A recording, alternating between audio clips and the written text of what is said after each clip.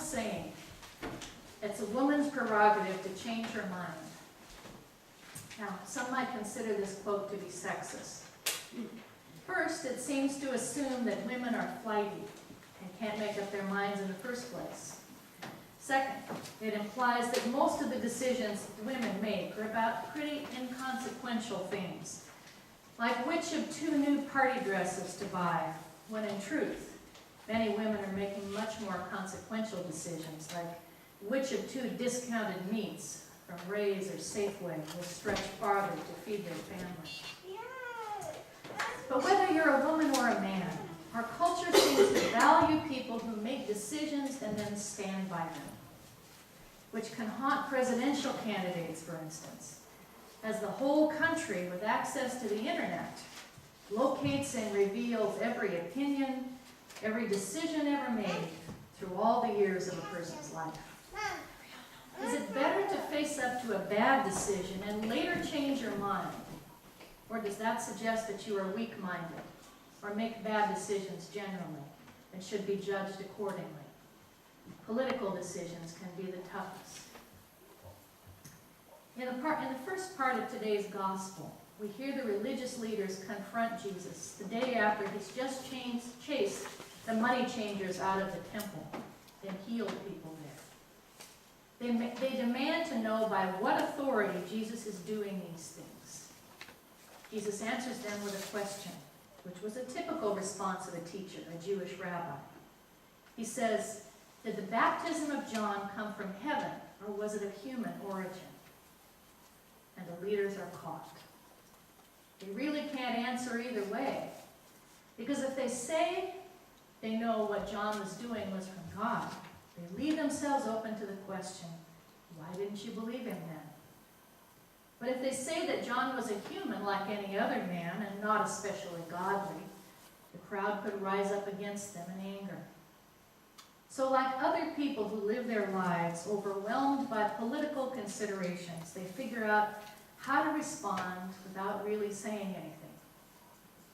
With their response, "We don't know," Jesus knows that he won't hear anything truthful from these men. So Jesus has a story to share. And this is one of those wonderful parables where there's room for everyone. Maybe like me, you have been in the position of each of the sons as well as the father. Imagine for a minute that you and your teenage brother, a year or 2 apart in age, have just come home from a long day at school. You need time to rest, to regroup before tackling homework. You grab a quick snack, turn on the TV, and proceed to fight with each other over which channel to watch. Then your mother comes in.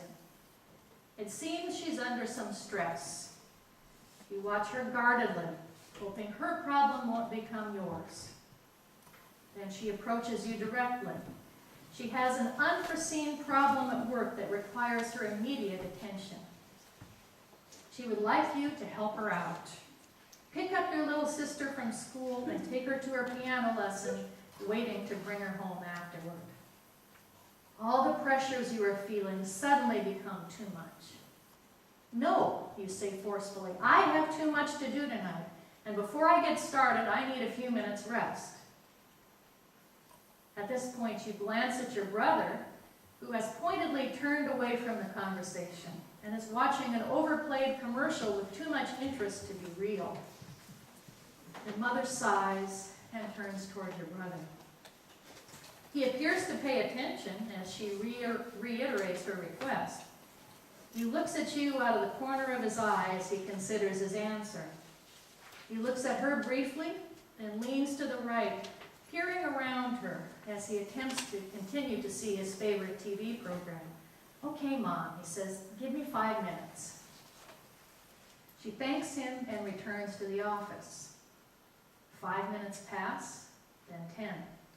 Finally, you say, "Hey, you told Mom you'd go. It's time." He turns with reluctance. "I know I said I'd go, but I really don't want to. If one of us doesn't show up, won't she just walk home?" It's on your list